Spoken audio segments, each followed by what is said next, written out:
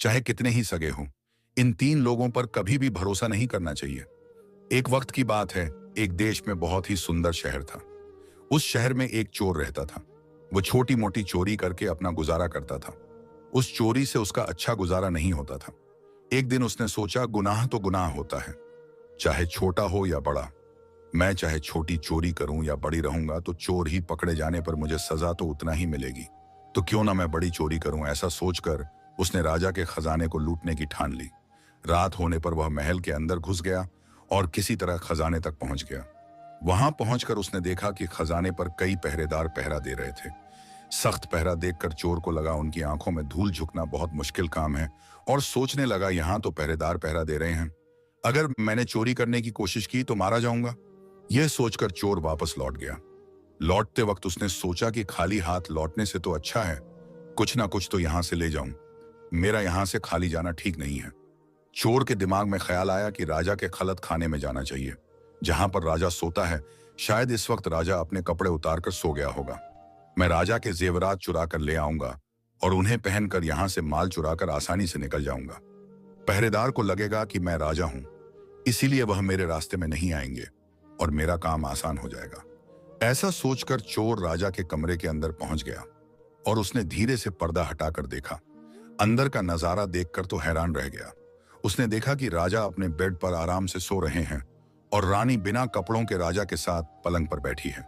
रानी को जागता हुआ देखकर चोर के हाथ पैर फूल गए और वह एक तरफ दीवार के साथ खड़ा हो गया और रानी के सो जाने का इंतजार करने लगा।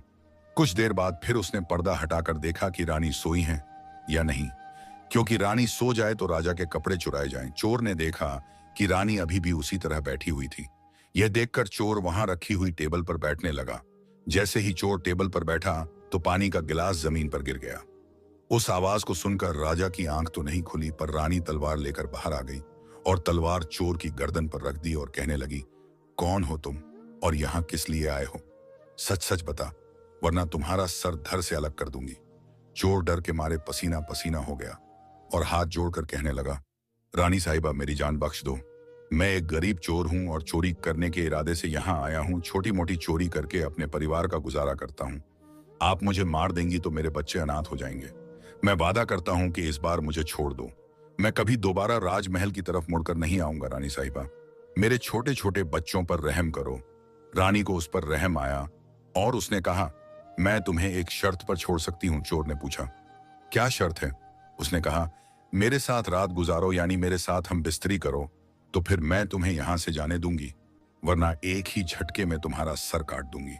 रानी की यह अनोखी शर्त सुनकर चोर और भी ज्यादा घबरा गया और कहने लगा, रानी साहिबा ये आप क्या कह रही हो? मैं तो एक छोटा मोटा चोर हूं और आप इतने बड़े राजा की रानी हैं। मेरी क्या औकात है जो मैं आपके साथ ऐसा करूं? मेरे लिए यह सोचना भी बहुत बड़ा गुनाह है। रानी ने कहा, मैं कुछ नहीं सुनना चाहती। अगर तुम्हें अपनी जान प्यारी है तो मैं जैसा कहती हूं वह ही करो, वरना मरने के लिए तैयार हो जाओ। रानी की यह बात सुनकर चोर की जान हलक में अटक गई। चोर सोचने लगा, आज मैं बहुत बड़ी मुसीबत में फंस गया हूं। अगर मैंने रानी की बात नहीं मानी तो भी मारा जाऊंगा, अगर मान जाऊं तो भी मारा जाऊंगा। चोर बहुत बड़ी सोच में पड़ गया। आखिरकार रानी के साथ रात गुजारने के लिए तैयार हो गया और कहा, रानी साहिबा मुझे 5 मिनट का वक्त दे। रानी ने कहा, कोई बात नहीं, आपके पास 5 मिनट का वक्त है। चोर थोड़ा दरवाजे की तरफ हुआ और भागने लगा। भागते भागते से दरवाजे तक पहुंचा। दरवाजे पर जो पहरेदार था उसने उसे पकड़ लिया और चोर से पूछने लगा। चोर डरा हुआ था। उसने पहरेदार को सारी बात बता दी कि मैं एक चोर हूं और राजमहल में चोरी करने आया हूं, लेकिन रानी ने उसे पकड़ लिया और छोड़ने के बदले एक शर्त रखी थी कि वह उसके साथ एक रात गुजारे, इसलिए मैं वहां से भाग आया। चोर ने कहा, मुझे जाने दें। पहरेदार ने कहा, मैं तुम्हें नहीं जाने दूंगा। जैसा आपको रानी ने कहा है आपको वैसा करना होगा। पहरेदार ने यह भी कहा कि तो तुम जाकर राजा को अपने हाथों से मारो। पहरेदार की यह बात सुनकर चोर और भी ज्यादा घबरा गया। चोर ने सोचा, पहले तो बच सकता था, अब तो बिल्कुल भी नहीं बच सकता। अगर जाकर रानी से यह बात कहूंगा तो वह मेरा सर काट देगी। अब चोर को चारों तरफ मौत ही मौत दिखाई दे रही थी। मजबूर होकर चोर वापस रानी के पास चला गया और कहने लगा, रानी साहिबा, मैं आपके साथ रात तो गुजार लूंगा, अगर उस वक्त राजा साहब नींद से जागेंगे तो ना आप बचे ना मैं। राजा साहब, हम दोनों को मार डालेंगे। इसलिए आपको एक काम करना होगा। आप अपने हाथ से राजा का सर काट दें। अगर आप इतना कर सकती हैं तो मुझे आपकी शर्त मंजूर है, वरना मैं आपके हाथों मरना पसंद करूंगा। रानी ने सोचकर जवाब दिया, कोई बात नहीं, मैं अभी राजा साहब को मौत के घाट उतार देती हूँ। रानी ने दोनों हाथों से तलवार पकड़ी और सोए हुए राजा का सर काट दिया। ऐसा करने के बाद रानी बेहोश होकर गिर पड़ी और उस वक्त चोर वहां से भाग निकला। सुबह राजमहल में शोर मच गया कि कोई राजा साहब को मार गया, मगर राजा साहब को मारने वाले का कोई पता नहीं चल पा रहा था। रानी भी जोर जोर से रो रही थी, मगर एक पहरेदार के अलावा और कोई नहीं जानता था कि राजा को रानी ने मारा है या चोर ने। रानी ने कहा, मैं भी राजा के साथ जाना चाहती हूँ। तो पहरेदार ने कहा, रानी साहिबा, आप तो राजा के साथ जाना चाहती हैं, मुझे बस इतना बता दें कि राजा साहब को आपने मारा या चोर ने। यह बात सुनकर रानी चौंक गई कि इसका मतलब इस बात को पहरेदार भी जानता है। रानी ने कहा, सुनो राजा को ना मैंने मारा है ना उस चोर ने। अगर तुम्हें यह बात जाननी है कि राजा को किसने मारा है, तो शहर के बाहर एक जंगल है, उसमें चले जाओ। वहां पर झोपड़ी में बुढ़िया रहती है, वह तुम्हें इस राज के बारे में जरूर बताएगी। पहरेदार को यह बात जाननी थी। रानी की बताई हुई जगह पर वह पहुंच गया जहां पर वह बुढ़िया रहती थी। पहरेदार उस बुढ़िया के पैर पकड़कर बोलने लगा, मैं एक राज जानने के लिए आपके पास आया हूँ। राजा साहब को किसने मारा है, मुझे बताइए। बुढ़िया कहने लगी, तुझे यह राइम जानना है तो तुझे एक काम करना होगा। मेरी झोंपड़ी के बाहर एक बकरा बंधा हुआ है, तू अपने तलवार से उसका सर काट दे। सर काटते ही बकरे का धड़ जमीन पर गिर जाएगा और उसका सर हवा में उड़ने लगेगा। तब तुम उस बकरे के सर के कान पकड़कर लटक जाना। बकरे का सर तुम्हें जहां पर ले जाए वहां पर तुम्हारे सवाल का जवाब मिल जाएगा कि राजा को किसने मारा है। अब पहरेदार ने वैसा ही किया। पहरेदार ने उस बकरे का सर काट दिया। बकरे का सर कटते ही हवा में उड़ने लगा। पहरेदार ने बकरे का सर पकड़ लिया और वहां से उड़ने लगा। बकरे का सार उसे एक भयानक जगह पर ले गया। जैसे ही पहरेदार वहां पर उतरा, उसने सोचा, यहां तो कोई भी नहीं है, यहां पर कौन मुझे राजा की मौत के बारे में बताएगा। वह जगह एक जिन की थी। एक जिन और उसकी बेटी वहां पर रहते थे। जिन ने सोचा कुछ खाने के लिए बाहर से ले आऊं। फिर उसके बाद उसकी बेटी गुफा से बाहर आई। बाहर आकर उसने देखा कि एक हट्टा कट्टा नौजवान खड़ा है।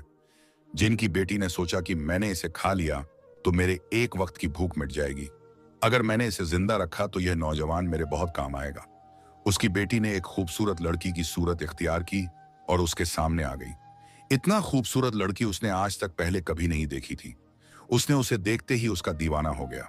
लड़की भी उसे अपनाने के लिए आई थी, इसलिए उसे अपने गुफा में ले आई और उसके साथ खूब मस्ती की।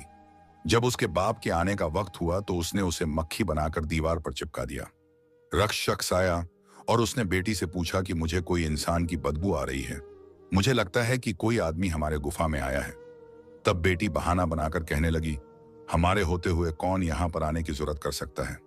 इस तरह उसने अपने बाप को गुमराह कर दिया और रोज रात को उसे आदमी बनाकर उसके साथ मस्तियां करती और दिन में उसे मक्खी बनाकर दीवार में चिपका देती थी। ऐसा करते करते पहरेदार को काफी दिन गुजर गए। अब उसे अपनी बीवी और बच्चों की याद आने लगी। पहरेदार वहां से रोज निकलने की कोशिश करता, वहां से नहीं निकल पा रहा था। एक रात उसे वहां से भागने का मौका मिला। वहां से भाग निकला। वह वापस अपने घर पहुंच गया। फिर वह अपने घर रहने लगा। फिर एक दिन उस पहरेदार को उस लड़की की याद आई। अब उसको दिन रात उस लड़की के ख्याल आने लगे। उस लड़की की खूबसूरती उसे सोने ना देती। फिर हर वक्त यह सोचने लगा कि उससे किस तरह मिलूं। फिर उसने उससे मिलने का सोच लिया।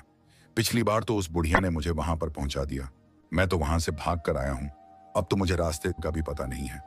फिर उसने सोचा क्यों ना कि मैं उस बुढ़िया के पास जाऊं। फिर वहीं जगह बुढ़िया के पास पहुंच गया और वहीं जाकर कहने लगा, मुझे एक बार वहां फिर पहुंचा दो जहां पर मुझे पहले भेजा था।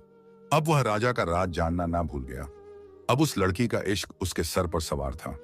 बुढ़िया ने कहा, पहले तो मेरे पास एक बकरा था जिसके कान पकड़कर आप वहां पर चले गए थे, अब तो वो भी नहीं है, अब मैं तुम्हें वहां पर कैसे पहुंचा। हम पहरेदार ने कहा, जैसा करो मुझे वहां तक पहुंचाओ। बुढ़िया ने कहा, एक बात है, आप अपने बेटे को मेरे पास लाएं। पहरेदार ने कहा, यह कौन सी बड़ी बात है, मैं अभी ले आता हूं। इतना कहकर पहरेदार अपने बेटे को बुढ़िया के पास ले आया। बुढ़िया ने कहा, जैसे आपने बकरे का सर काटा है, इस तरह अपने बेटे का सर भी काट दो, फिर उसी तरह इसका सर भी हवा में उड़ने लगेगा, फिर तुम इसका सर पकड़ लेना, यह आपको वहां तक पहुंचा देगा। पहरेदार के सर पर लड़की का जनून सवार था। वह अपने बेटे का सर काटने पर तैयार हो गया।